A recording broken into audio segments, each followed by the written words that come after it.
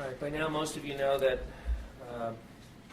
early in the morning, about 12:15 this morning on the 1600 block of Hanover Street, we had an attempted abduction. We are treating this matter extremely seriously. We think there's a predator out there, and he has to be stopped, and he has to be caught. The current description that we have on this subject is that he is a white male with short blonde hair. He was wearing a black-colored winter-style jacket, and he had a distinct odor of cigarette smoke about him. The victim in this case was an 8-year-old girl. She was pulled through the open window and cut screen to the ground floor window, and she was forcibly removed from the bedroom. She put up quite a fuss, calling for her father, struggling, and somehow she managed to escape from the abductor. We know that her father pursued the abductor and got a good look at a car. Our best available information from the father as a witness, it is that a newer model, silver or gray BMW sedan. Now, of course, this doesn't discount the possibility that it could be another style vehicle sedan that's silver or gray and looks like a BMW, but we think it probably was a BMW. And it drove off southbound through the alley and then westbound on East 16th Street. We're not sure if it's a 2- or 4-door sedan. We've obviously been working this case very hard since we first got the call early in the morning. We've been going at it nonstop. We hope to have for you sometime early this evening a composite drawing. The child victim has been very, very cooperative and helpful with us and has participated in a forensic interview this afternoon, and we hope to conclude sometime shortly with a composite drawing that we'll give to you hopefully for your evening newscasts. We're also making available to you, and we'll get you an e-version of this. This is a bulletin about the event with a car that obviously isn't the car, but we think looks like the car that was involved. So we'll be sure to get this out to you. We are offering a $10,000 reward. It's only the second time in the history of the department that we've offered a reward that large. $2,000 from Crime Stoppers, $3,000 from Aurora PD reward fund, and $5,000 is being offered by Sungate Kids Child Advocacy Center, which is a first. So I hope that conveys the seriousness of our passion to find this person as soon as possible. The $10,000 reward is up to $10,000 for information leading to the arrest and conviction of this predator.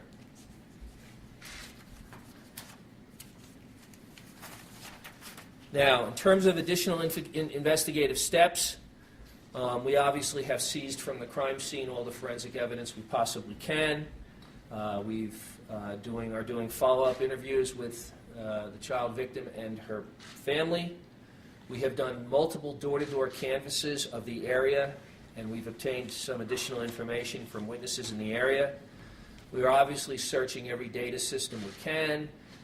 It's no secret that in this state there are convicted sex offenders, and we know a lot about those folks, and we're doing what we can to match up any information about sex offenders that might correlate to this event, and we are querying any and all prior incidents in the Denver metro region.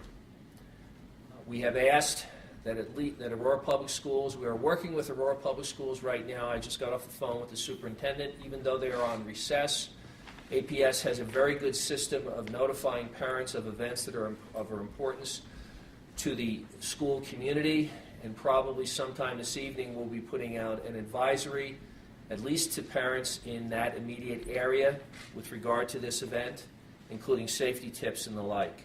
We'll be doing the same thing with all our neighborhood watch groups.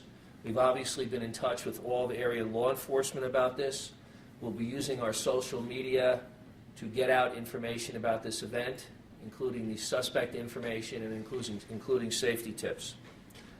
One important element to this story is a lesson for all of us as parents. This young girl immediately cried out, immediately put up a fuss and a struggle, and who knows if that might have saved her life. She was pulled out through the window, but she managed to escape. As you probably know, she suffered some minor injuries for which she was taken to the hospital and taken care of and treated immediately for that. But who knows how the outcome might have been different were it not for the struggle and the noise and commotion that she put up, which drew her father immediately to the scene and was probably a factor in her escape.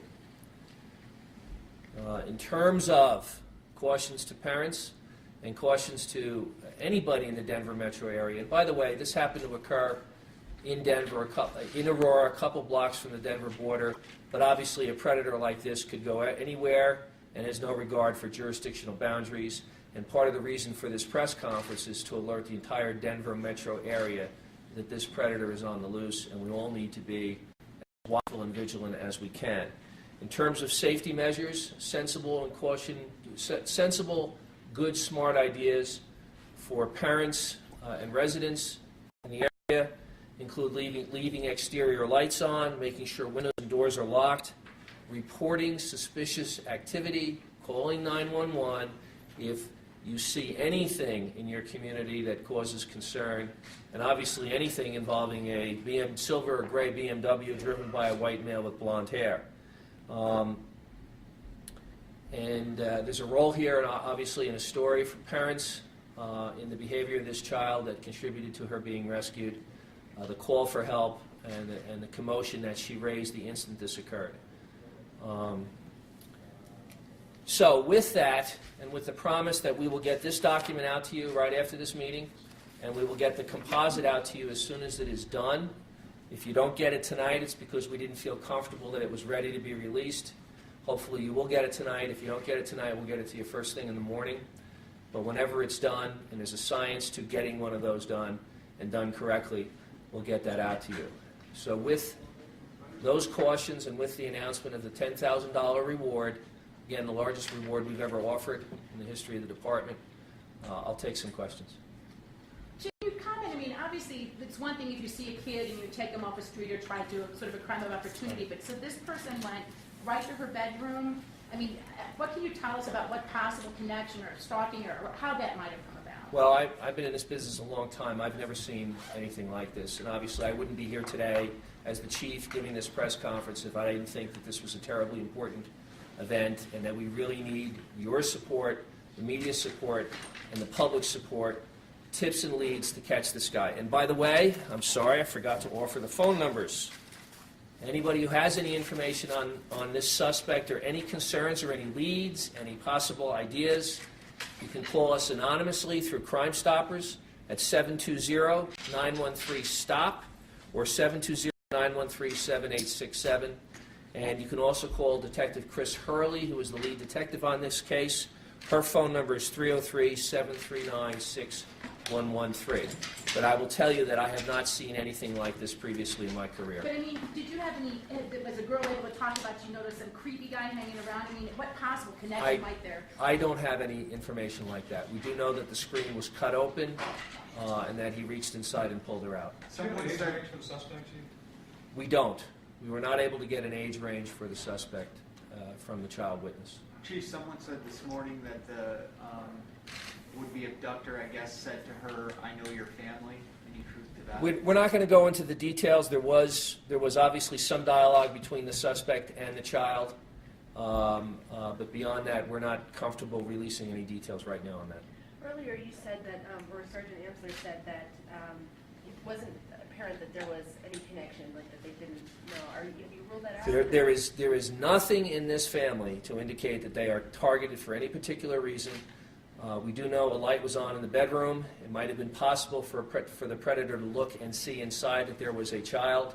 That's our current working theory because a light was on inside the bedroom. But beyond that, there is nothing to indicate that this family was targeted in particular, which in some ways makes it even more chilling. So, anything else? 6-foot-high wooden fence all the way around the back.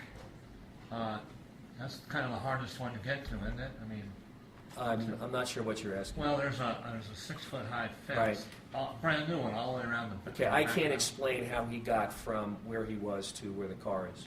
How would he have seen the light in the bedroom? I'm sorry? I haven't, but how, if there was a 6-foot fence all around, can you see the light in the bedroom from? I don't know. Our theory is that if you got to the window, you could see inside and therefore see the child. Is it possible, maybe, I mean, have you ever heard of something maybe like an attempted burglary or something and you saw, I mean, I think I've answered that question. We have not seen anything like this before. Any other questions? Did he get a license plate, partial license plate, anything like that? We don't have a license plate. Obviously, we'd be in a different place if we had a license plate. But I will tell you, the other thing I will tell you is every possible public entity, video collection entity out there, banks, etc., all along in that immediate area, all the businesses that have cameras, we are checking all of them for any capture, any possible capture of the vehicle, and we've got some of our own equipment out there too to capture vehicle license plates and that kind of stuff, and we're relying on that stuff as well. are you familiar, just one other question, you said you've never seen anything like this. I don't Right. remember ever covering, have you guys, can you think offhand of in another jurisdiction even in the No. state? We can't. Anything else? All right, well, again, our appeal to you is the best way to catch this guy is your help. Get this message out tonight, and the $10,000 reward should help. Again, $10,000 being offered for any information, any tips or lead that will lead to the arrest and conviction of this individual, up to $10,000. So we're hoping for the sketch sometime this evening, right? Yeah, again, it's more important that it to be done right than it be done soon. But hopefully by this evening's telecasts, you'll have the sketch as well. All right? Can you describe one more time how he got in and what he removed? We know that the screen was cut, and we know that he reached in and pulled the child out. And we know that she suffered some injuries as a result of the encounter. So, but they were minor, and she was treated. All right? Okay, thank you. Thanks, Chief.